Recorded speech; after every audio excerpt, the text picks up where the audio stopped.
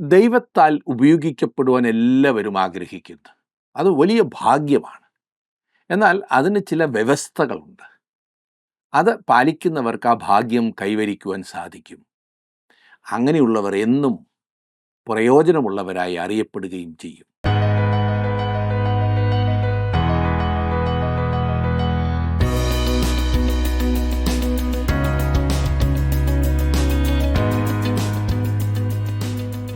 യോഹന്നാൻ്റെ സുവിശേഷപ്രകാരം ദൈവത്തിൻ്റെ തേജസ് കണ്ടുകൊണ്ട് യെശയ്യാവ് ശുശ്രൂഷ ആരംഭിക്കുന്നതാണ് നമ്മളിവിടെ കാണുന്നത്.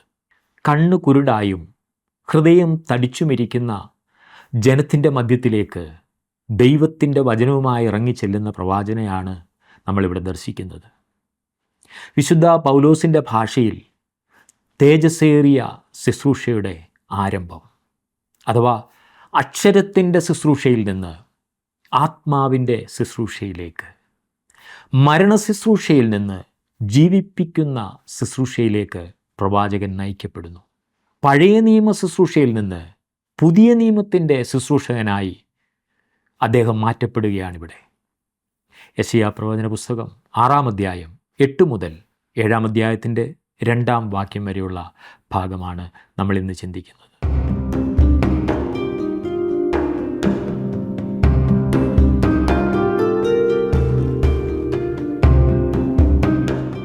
യെശയ്യാ പ്രവാചകന്റെ വിളിയും പ്രവാചക സ്ഥാനത്തേക്കുള്ള തൻ്റെ നിയോഗവുമാണ് 6-ാം അധ്യായത്തിൽ നാം ചിന്തിച്ചു കൊണ്ടിരുന്നത്. കാലാനുക്രമമായും യുക്തിയുക്തമായും നോക്കിയാൽ യെശയ്യാവിൻ്റെ പുസ്തകം ആരംഭിക്കുന്നത് 6-ാം അധ്യായത്തോടെയാണ്. കാരണം യെശയ്യാവിൻ്റെ ജീവിതത്തിലെ നിർണായക നിമിഷവും തന്നെ പ്രവാചക സ്ഥാനത്തേക്ക് അടുപ്പിക്കുന്നതും നാം കാണുന്നത് ഈ 6-ാം അധ്യായത്തിലാണല്ലോ. ഇതിനു മുമ്പ് പ്രവാചകൻ്റെ ജീവിതത്തെക്കുറിച്ചോ ദൈവവുമായുള്ള തൻ്റെ ബന്ധത്തെക്കുറിച്ചോ യാതൊരു രേഖയും നമുക്ക് ലഭിക്കുന്നില്ല. തൻ്റെ പ്രവാചക ശുശ്രൂഷ ആരംഭിക്കുന്നത് ഉസിയ രാജാവിൻ്റെ മരണത്തോടെയാകുന്നു എന്ന് നാം കാണുകയുണ്ടായി. ഉസിയ രാജാവ് മരിച്ച ആണ്ടിൽ യെശയ്യാവ് ചിന്തിക്കുകയായിരുന്നു, ഉസിയാവ് എന്ന നല്ല രാജാവ് മരിച്ചു. അതും വളരെ നല്ലവനായിരുന്നു ഈ രാജാവ്. ദുഃഖകരമായൊരു മരണം. അവൻ കുഷ്ഠരോഗിയായിട്ടാണ് മരിച്ചത്, അശുദ്ധനായി. ഇനിയും കാര്യങ്ങളെല്ലാം ആകെ കുഴപ്പത്തിലാകുവാൻ പോകുന്നു എന്ന് യെശയ്യാവിന് അറിയാമായിരുന്നു. കാരണം വടക്കേ രാജ്യം ഇതിനോടകം തന്നെ പ്രവാസത്തിലേക്ക് അടിമകളായി പോയി കഴിഞ്ഞു. ഇനിയും ഈ യഹൂദയും അടിമകളായി പോകേണ്ടി വരും. ഈ കാണുന്ന സമൃദ്ധിയെല്ലാം നശിക്കും, സാമ്പത്തികമായി തകരും. ഇനിയും വരുന്ന തലമുറകൾക്ക് എന്താണ് പ്രതീക്ഷയ്ക്ക് വക? അതേ തുടർന്ന് വലിയ ക്ഷാമവും മറ്റു ബുദ്ധിമുട്ടുകളും വരാൻ പോകുന്നു. ഇങ്ങനെ ഒരു മാനസിക പിരിമുറുക്കത്തിൽ ഏതൊരു വ്യക്തിയും ചെയ്യുവാൻ ഇടയുള്ളതായ ഒരു കാര്യം യെശയ്യാവ് ചെയ്തു. അവൻ ആകെ ചിന്താക്കുഴപ്പത്തിലായപ്പോൾ അവൻ ദൈവാലയത്തിലേക്ക് പോയി. ഉസിയ രാജാവ് മരിച്ചു പോയിരിക്കുന്നു. അത് ഒരു യാഥാർത്ഥ്യം. യഹൂദയിലെ സിംഹാസനം ഇപ്പോൾ ഒഴിഞ്ഞു കിടക്കുന്നു. എന്നാൽ ഈ ഭൗമിക സിംഹാസനത്തിനപ്പുറം ഒരു സ്വർഗീയ സിംഹാസനമുണ്ട്. അതിൽ യഹോവ ഇരിക്കുന്നതായിട്ടത്രേ പ്രവാചകൻ കാണുന്നത്. ദൈവത്തിൻ്റെ വിശുദ്ധിയെ ദർശിക്കുന്ന ഒരു വ്യക്തിക്കുണ്ടാകുന്ന മാറ്റം ഇവിടെ നാം പ്രവാചകനിൽ കാണുന്നു. അവൻ ദൈവത്തെ കണ്ടപ്പോൾ അവൻ്റെ ജീവിതത്തിൽ വലിയ രൂപാന്തരമുണ്ടായി. ഈ അനുഭവത്തിന് മുമ്പും യെശയ്യാവ് ദൈവത്തിൻ്റെ മനുഷ്യനായിരുന്നു എന്നോർക്കണം. അവൻ ദേശത്തോട് പ്രസംഗിച്ചു കൊണ്ടിരിക്കുകയായിരുന്നു. അവൻ ഒരു ദൈവഭക്തനായിരുന്നു. എന്നിട്ടും ഈ പ്രത്യേക അനുഭവം തന്നിൽ വളരെ വലിയ സ്വാധീനമുണ്ടാക്കി. ഇത് തന്നിൽ വിപ്ലവകരമായ പ്രതികരണമാണ് ഉളവാക്കിയത്. താൻ യഥാർത്ഥത്തിൽ എങ്ങനെയായിരിക്കുന്നുവോ അങ്ങനെ തന്നെ ദൈവം മുൻപാകെ തനിക്ക് തന്നെ കാണുവാൻ കഴിഞ്ഞു. താൻ അശുദ്ധനാകുന്നു എന്ന് സ്വയം മനസ്സിലാക്കിയവൻ, ശുദ്ധീകരണം ആവശ്യമാകുന്നു എന്ന് സമ്മതിച്ചപ്പോൾ ദൈവം യെശയ്യാവിനെ യഥാസ്ഥാനപ്പെടുത്തുന്നു.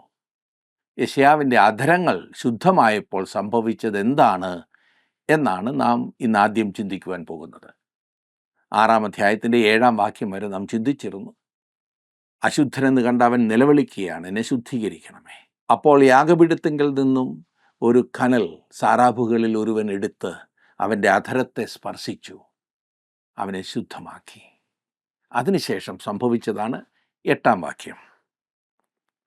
അനന്തരം ഞാൻ ആരെ അയക്കേണ്ടു, ആർ നമുക്ക് വേണ്ടി പോകുമെന്ന് ചോദിക്കുന്ന കർത്താവിൻ്റെ ശബ്ദം കേട്ടിട്ട്, അടിയനിതാ, അടിയനെ അയക്കണമേ എന്ന് ഞാൻ പറഞ്ഞു. ഈ സമയം വരെയും യെശയ്യാവ് ദൈവവിളി കേട്ടിരുന്നില്ല എന്നുള്ളത് വളരെ ആശ്ചര്യകരമായിരിക്കുന്നില്ലേ? അങ്ങനെ വേണം ചിന്തിക്കാൻ. അനേകം ദൈവമക്കൾക്കും ദൈവത്തിനു വേണ്ടി എന്തെങ്കിലും ചെയ്യുവാനുള്ള വിളി കേൾക്കാൻ കഴിയാത്തതിന് കാരണം അവർ യഥാർത്ഥമായി ശുദ്ധീകരണം പ്രാപിച്ചവരല്ല എന്നതത്രേ. നാം പല കാര്യങ്ങളും ദൈവസന്നിധിയിൽ പോയി അവതരിപ്പിക്കാറുണ്ട്. എന്നാൽ ദൈവം അത് കേൾക്കുന്നുണ്ടോ ഇല്ലയോ എന്ന് നാം ആദ്യം മനസ്സിലാക്കണം. ദൈവം അത് കേൾക്കണമെങ്കിൽ ആദ്യം നമ്മുടെ ജീവിതം ക്രമീകരിക്കപ്പെടണം. ഇത് വളരെ വളരെ പ്രധാനപ്പെട്ട ആവശ്യമാണെന്നവർ മനസ്സിലാക്കുന്നില്ല. ദൈവം ഒരു അശുദ്ധ പാത്രത്തെ ഒരിക്കലും ഉപയോഗിക്കില്ല, അത് ഉറപ്പായിട്ട് ഞാൻ പറയാം. എന്നാൽ പാപത്തിൽ ജീവിക്കുമ്പോൾ തന്നെ ദൈവവചനം പ്രസംഗിക്കുന്നവരില്ലേ എന്ന് താങ്കൾ ചോദിച്ചേക്കാം. അതെ, തീർച്ചയായിട്ടുമുണ്ട്. ഞാനും അങ്ങനെയുള്ളവരെ കാണുന്നുണ്ട്.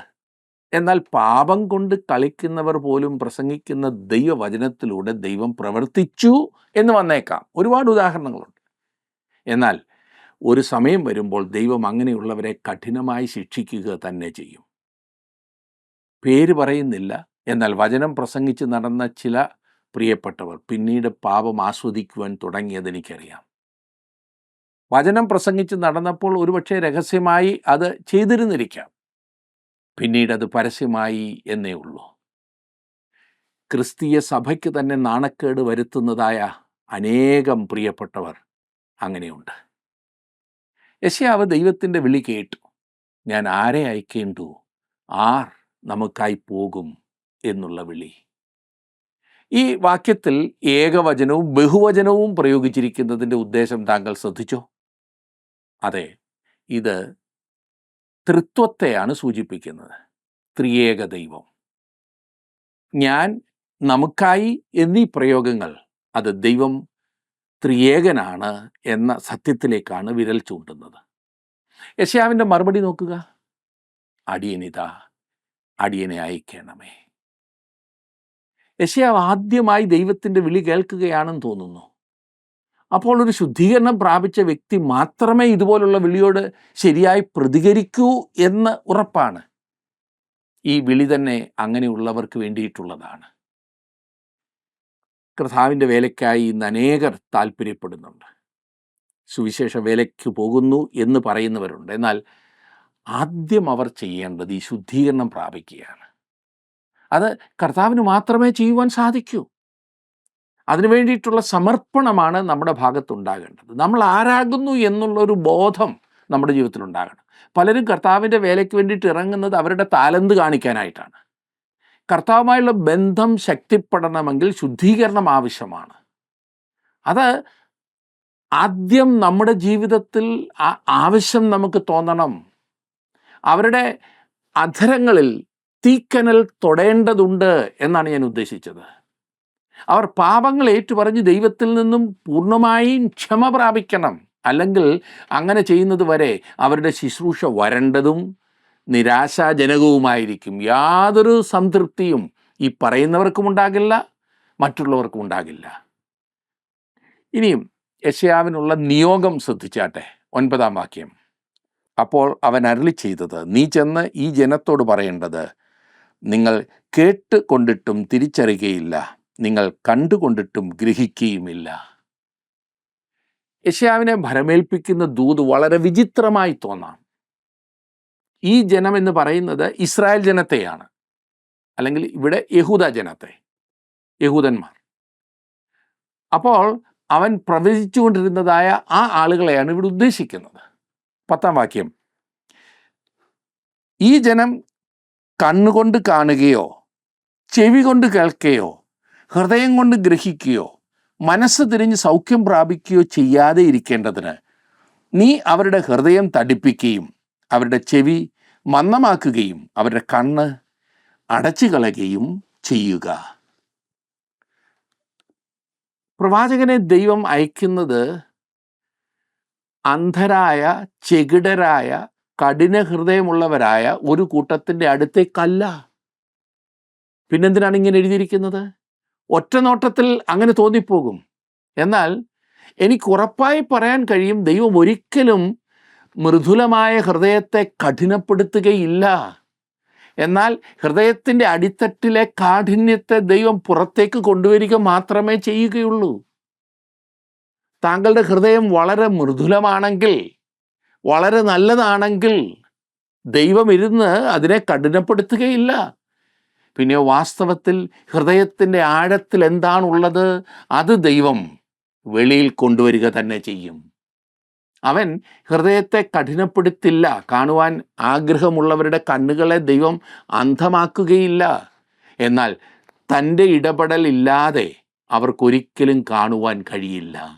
ദൈവം ആരുടെയെങ്കിലും ഹൃദയത്തെ കഠിനമാക്കുന്നു എന്ന് ഈ മനുഷ്യൻ്റെ ഭോഷത്വം നിറഞ്ഞ ദൈവദൂഷണത്തിന് മാത്രമേ പറയുവാൻ സാധിക്കൂ. വെളിച്ചത്തിൻ്റെ ദൂത് തൻ്റെ ജനത്തോട് അറിയിക്കുക എന്നതായിരുന്നു ദൈവം പ്രവാചകന് കൊടുത്ത നിയോഗം. വെളിച്ചത്തിൻ്റെ ദൂത് അറിയിക്കുക. പ്രകാശം മനുഷ്യരുടെ അന്ധതയെ വെളിപ്പെടുത്തും. അന്ധകാരത്തിൽ തങ്ങൾക്ക് കണ്ണ് കാണാമോ ഇല്ലയോ എന്ന് അവർക്കറിയില്ല. മത്തായി എഴുതിയ സുവിശേഷം 13-ാം അധ്യായത്തിൻ്റെ 14-15 വാക്യങ്ങളിൽ നമ്മുടെ കർത്താവ് പറഞ്ഞു, നിങ്ങൾ ചെവിയാൽ കേൾക്കും ഗ്രഹിക്കയില്ലതാനും കണ്ണുകൊണ്ട് കാണും ദർശിക്കയില്ല. ഈ ജനത്തിൻ്റെ ഹൃദയം തടിച്ചിരിക്കുന്നു. അവർ ചെവി കൊണ്ട് മന്ദമായി കേൾക്കുന്നു, കണ്ണ് അടച്ചിരിക്കുന്നു. അവർ കണ്ണ് കാണാതെയും ചെവി കേൾക്കാതെയും ഹൃദയം കൊണ്ട് ഗ്രഹിക്കാതെയും തിരിഞ്ഞുകൊള്ളാതെയും ഞാൻ അവരെ സൗഖ്യമാക്കാതെയും ഇരിക്കേണ്ടതിന് തന്നെ എന്ന് യെശയ്യാവ് പറഞ്ഞ പ്രവചനത്തിന് അവരിൽ നിവൃത്തി വരുന്നു. നോക്കണേ, കർത്താവ് അവിടെ നിന്നാണ് ഉദ്ധരിക്കുന്നത്. എത്ര സത്യമായിരിക്കുന്നില്ലേ? ഞാനിവിടെ ഒരു ഉദാഹരണം പറയട്ടെ. ഞാൻ സാധാരണ വെളുപ്പിനെ എഴുന്നേറ്റ് ചെയ്യാറുള്ള ഒരു കാര്യമാണ്, വീടിൻ്റെ വെളിയിലെ ലൈറ്റ് ഇടും. അങ്ങനെ വരുമ്പോൾ മിക്കവാറും ഞാൻ കാണാറുണ്ട്, ലൈറ്റ് ഇട്ടാൽ ഉടനെ ചില പല്ലികളും പാറ്റകളും ഓടിപ്പോകുന്നത് കാണാം. അതേസമയം വെളിച്ചം കണ്ടിട്ടായിരിക്കാം ചില പക്ഷികൾ അടുത്തുള്ള മരത്തിലിരുന്ന് ശബ്ദമുണ്ടാക്കുകയും ചിലയ്ക്കുകയും പാടുകയും ചെയ്യുവാൻ ആരംഭിക്കും. പ്രകാശം ചില ക്ഷുദ്രജീവികളെ ഒളിക്കുവാൻ പ്രേരിപ്പിക്കുമ്പോൾ ചില പക്ഷികളെ പാട്ടുപാടുവാൻ പ്രേരിപ്പിക്കും. ഈ ക്ഷുദ്രജീവികളെ പ്രകാശമാണോ ഉണ്ടാക്കിയത്? അല്ല. വെളിച്ചം വരുന്നതിന് മുൻപ് അവിടെ ഉണ്ടായിരുന്നത് വെളിപ്പെടുത്തുക മാത്രമാണ് പ്രകാശം ചെയ്തത്.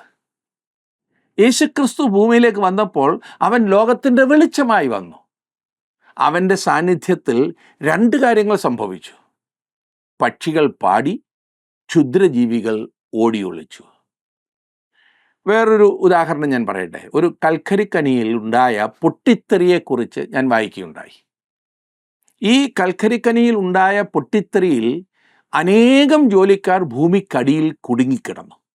ഏതായാലും ചില ദിവസങ്ങൾക്ക് ശേഷം രക്ഷാപ്രവർത്തകർ മണ്ണൊക്കെ മാറ്റി കുടുങ്ങിക്കിടന്നവരുടെ അടുത്തെത്തി. വെളിച്ചമായിരുന്നു ആദ്യം അവരുടെ അടുത്തേക്ക് അവർ കൊണ്ടെത്തിച്ചത്. അപ്പോൾ ആ കൂട്ടത്തിലൊരു യൗവനക്കാരൻ വിളിച്ചു ചോദിച്ചു, എന്തേ ആളുകൾ അടുത്ത് വന്നിട്ടും അവർ വെളിച്ചമൊന്നും കൊണ്ടുവരാത്തത്? എന്തുകൊണ്ട് ലൈറ്റ് ഇടുന്നില്ല?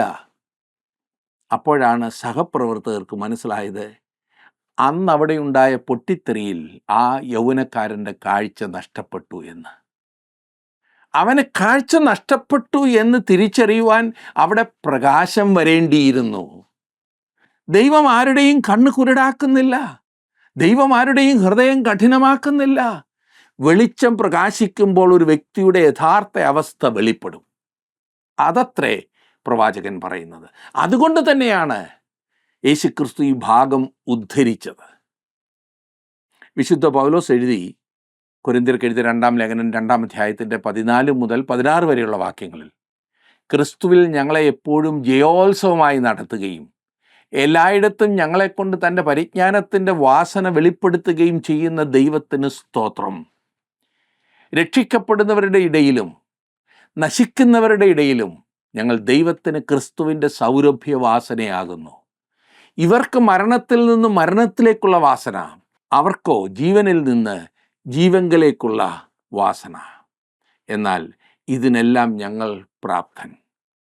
സുവിശേഷം കേട്ടിട്ടും അത് അംഗീകരിക്കാതിരുന്നാൽ, ഞാൻ സുവിശേഷം കേൾക്കാത്തതിനാലാകുന്നു നഷ്ടപ്പെട്ടത് എന്ന് ആർക്കും പറയുവാൻ കഴിയില്ല. സാമാന്യ ബുദ്ധിയില്ലേ? ദൈവം പ്രവാചകനോട് പറയുകയാണ്, ഞാൻ നിന്നെ അയക്കുവാൻ പോവുകയാണ്. നഷ്ടപ്പെട്ട ലോകത്തിലേക്ക് നീ ചെന്ന് രക്ഷയുടെ ദൂത് അറിയിക്കണം. തീർച്ചയായും പ്രവാചകന് ചില ചോദ്യങ്ങളുണ്ടായിരുന്നു, സംശയങ്ങളുണ്ടായിരുന്നു. ദൈവം അതിനുള്ള മറുപടി വ്യക്തമായി കൊടുക്കുന്നതാണ് 11 മുതൽ 13 വരെയുള്ള വാക്യങ്ങളിൽ നാം കാണുന്നത്. ഞാൻ വായിക്കട്ടെ. 11 മുതൽ.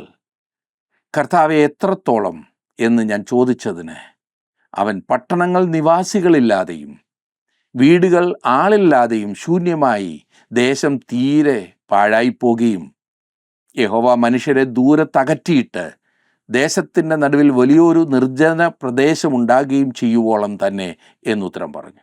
അതിൽ 1% ശേഷിച്ചാൽ അത് വീണ്ടും നാശത്തിനിരയായിത്തീരും. എങ്കിലും കരിമരവും കരുവേലകവും വെട്ടിയിട്ടാൽ അവയുടെ കുറ്റി ശേഷിച്ചിരിക്കുന്നത് പോലെ വിശുദ്ധ സന്തതി ഒരു കുറ്റിയായി ശേഷിക്കും. ദൈവം പ്രവർത്തിക്കുന്ന വിധം എത്ര വ്യക്തമായിട്ടാണ് യെശയ്യാവിൻ്റെ ജീവിതത്തിൽ നിന്നും നാം കാണുന്നത്.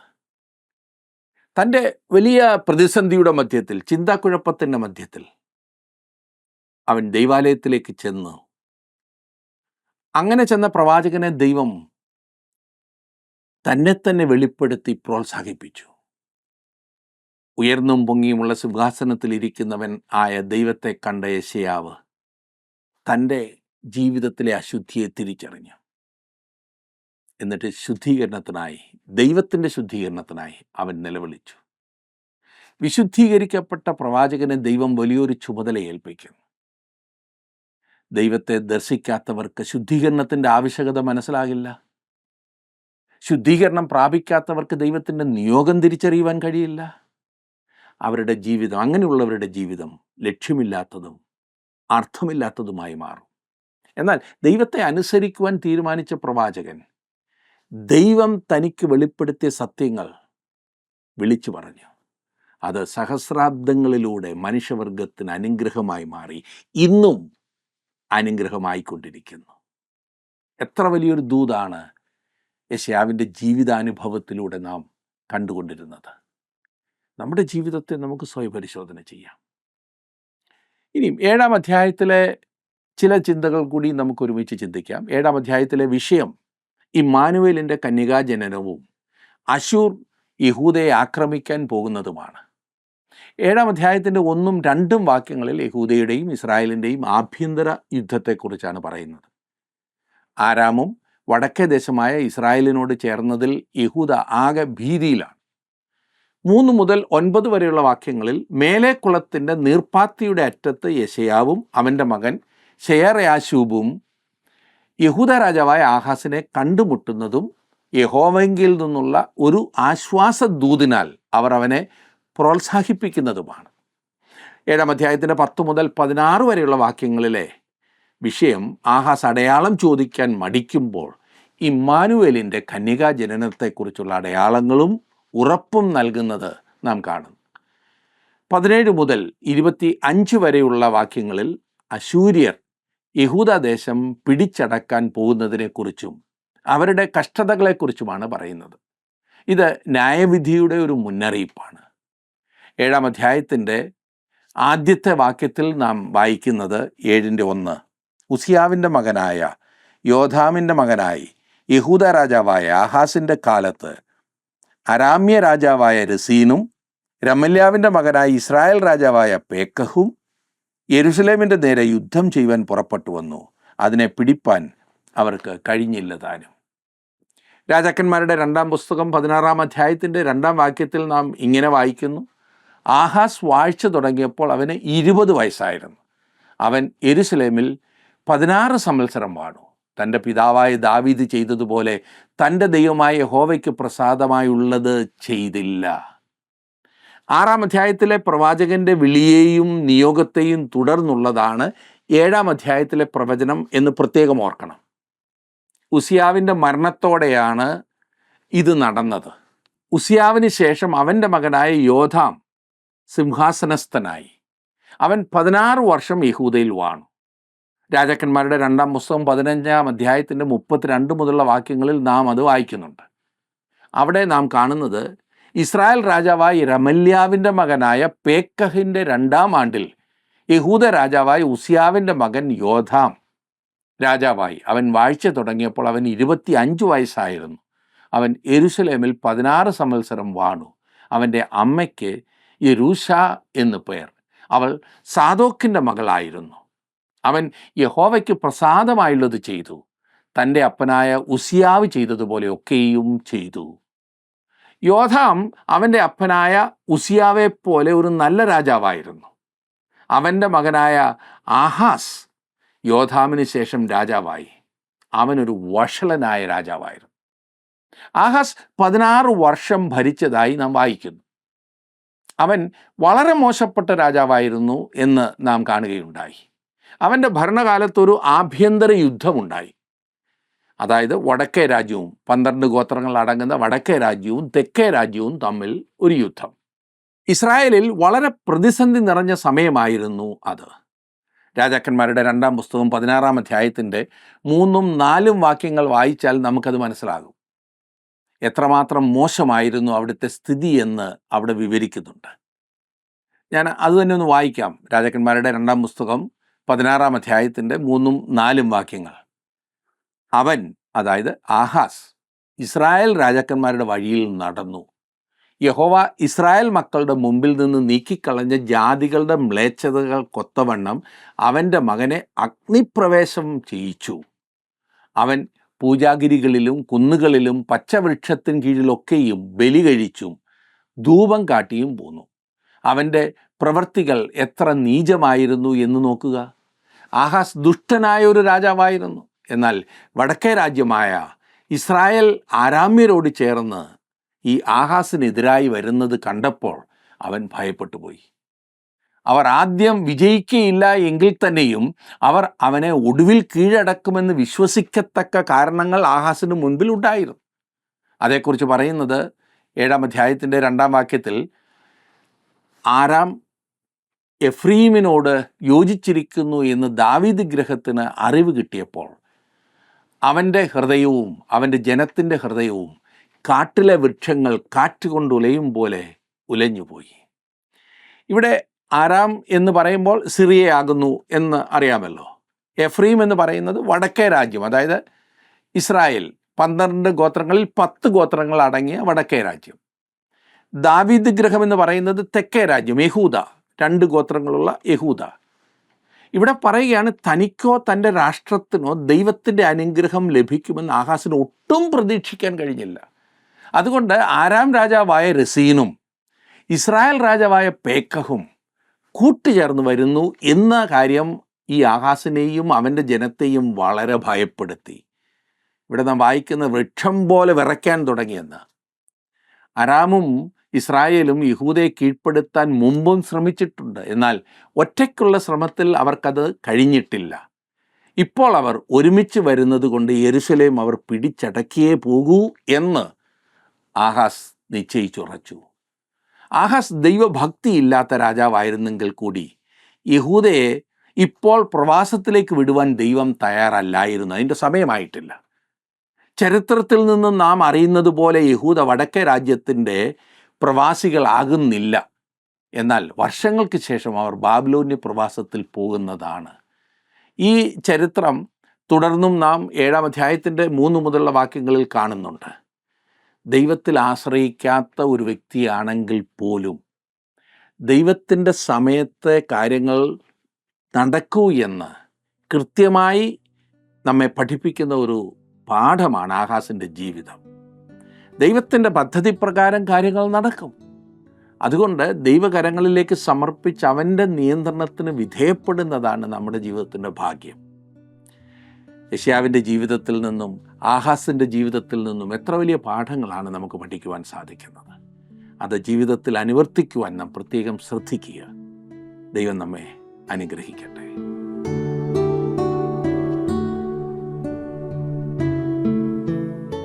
ദൈവത്തിൻ്റെ വിശുദ്ധിയെക്കുറിച്ചുള്ള വെളിപ്പാടും സ്വന്തം ജീവിതത്തിൻ്റെ അശുദ്ധിയെക്കുറിച്ചുള്ള തിരിച്ചറിവുമാകുന്നു ഒരു ദൈവിക ശുശ്രൂഷകൻ്റെ വിജയത്തിലേക്കുള്ള ആദ്യപടി. ദൈവം വിശുദ്ധീകരിച്ചു എന്ന വാക്കിൻ്റെ അർത്ഥം ദൈവം തനിക്ക് വേണ്ടി വേർതിരിച്ചത് എന്നാകുന്നു. യിരെമ്യാ പ്രവാചകനോട് ദൈവം അരുളി ചെയ്തത്, ഉദരത്തിൽ ഉരുവാക്കിയതിനു മുൻപേ ഞാൻ നിന്നെ അറിഞ്ഞു, നീ ഗർഭപാത്രത്തിൽ നിന്ന് പുറത്തു വരുന്നതിനു മുമ്പേ ഞാൻ നിന്നെ വിശുദ്ധീകരിച്ചു, ജാതികൾക്ക് പ്രവാചകനായി നിയമിച്ചിരിക്കുന്നു എന്നാകുന്നു. പിതാവ് വിശുദ്ധീകരിച്ച് ലോകത്തിൽ അയച്ചവൻ എന്നാകുന്നു ദൈവപുത്രനായ ക്രിസ്തു തന്നെക്കുറിച്ച് തന്നെ സാക്ഷ്യം പറഞ്ഞത്. നിങ്ങൾ ദൈവം വേർതിരിച്ചവർ ആകുന്നുവെങ്കിൽ വിശുദ്ധരാകുന്നു എന്ന് തിരിച്ചറിയുക. അടിയനിതാ എന്ന് പ്രാർത്ഥിച്ചാട്ടെ.